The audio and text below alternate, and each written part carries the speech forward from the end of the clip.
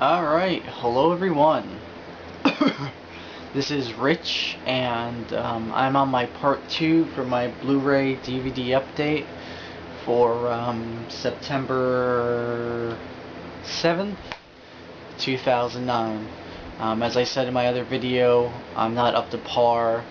I kind of got I'm sick, but I need something to do, so I'm doing this DVD update.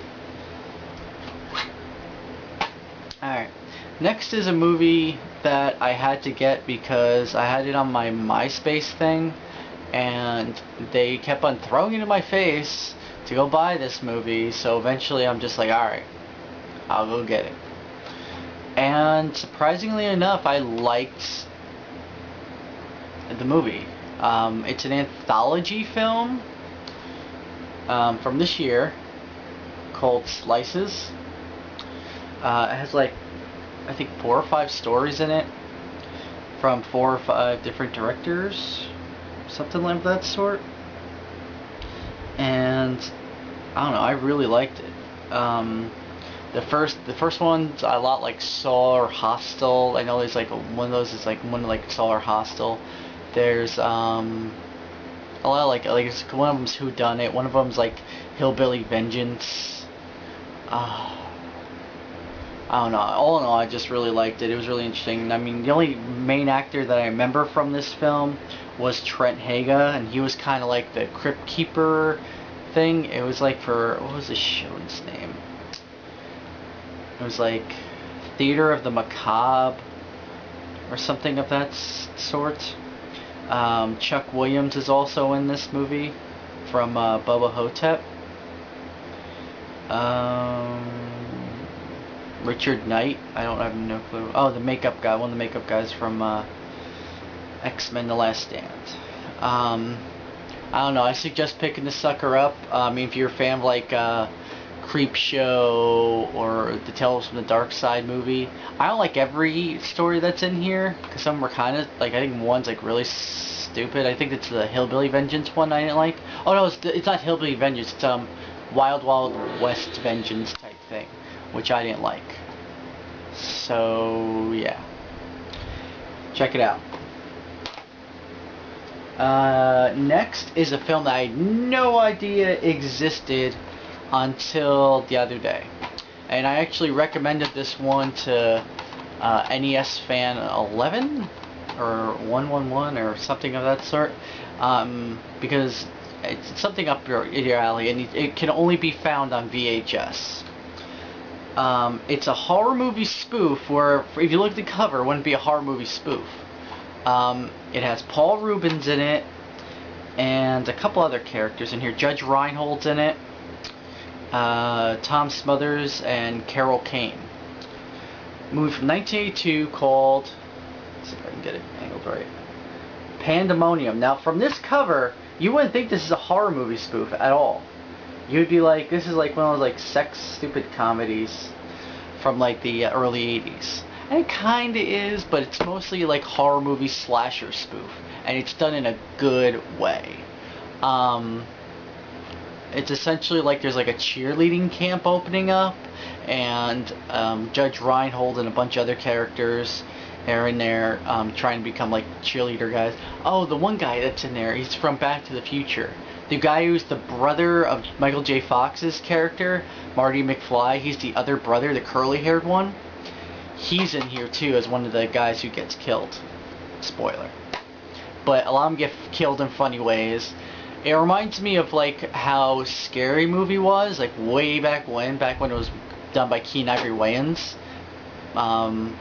Something of that sort. But it's a very good horror movie spoof, and I totally recommend you try to find it. It's about $20 some odd I seen for it online around Amazon. I got mine for $2 from just a random search on when I was at one of the places I go to, flea markets or something. I don't think it was at the flea market. I talked about this movie before, but I'll go over it real quick. This is just a DVD transfer I did for the movie Twice Dead. I actually did this original transfer for Super Colton, who is my awesome movie trader guy. But I was gonna go with this. So I made one for myself. So yeah, it's an awesome film. It has what the hell's his name in here? Tom Brejnahan, probably saying that terribly, as the main star of this film. He's also in the movie The Brain as the smart ass kid. So this movie is like a family moves into an old house. There's a gang that's like, it's like their turf house, and they're like, you got to move out of here. You know, the gang's like, you know, move the fuck out of here. This is our turf. They're like, no, we're not moving.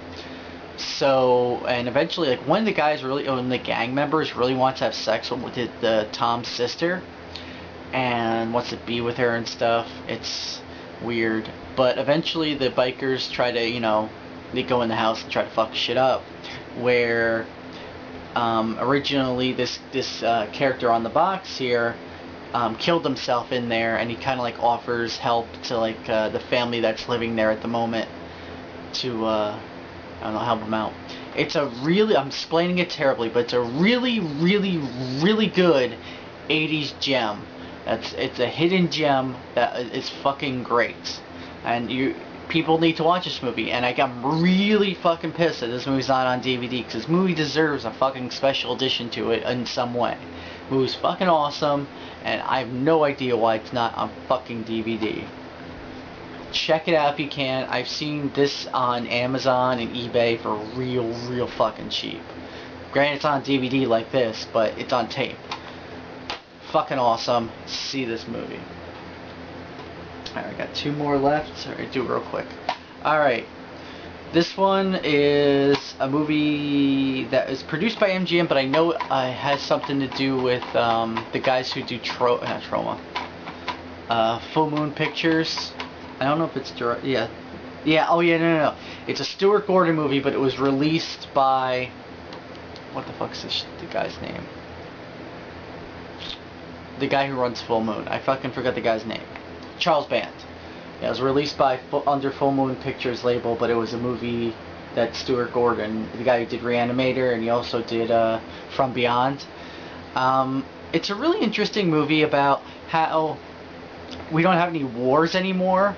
We just handle all our political business with two giant fucking robots. And whoever wins these battles wins whatever they're fighting over. In this movie, it happens to be Alaska, because there's a lot of natural resources on Alaska, and the Russians and Americans are now fighting over it. It's a little weird.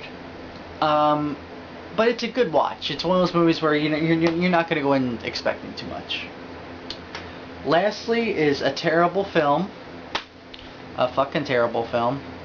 That has John Carradine in it, Linnea Quigley, Brinke Stevens, and Cameron Mitchell. Called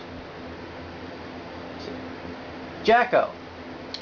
The one thing I do have to say about this is the John Carradine parts are put in from a movie that is from another director.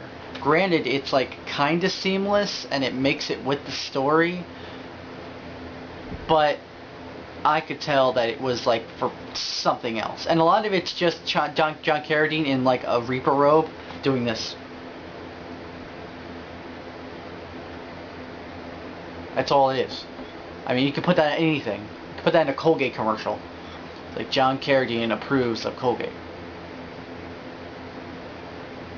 Brinke Stevens really isn't even in there either. She's on like this video that they're showing on the TV for like a vampire chick or something weird shit.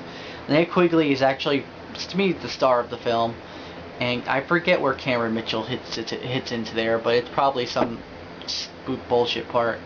This is was it Fred Olen Ray movie, so you know shit's just composited into the fucking film. It's enjoyable. It's an enjoyable slasher, but if you're paying more than $5 or $10 for this, then you're fucking nuts.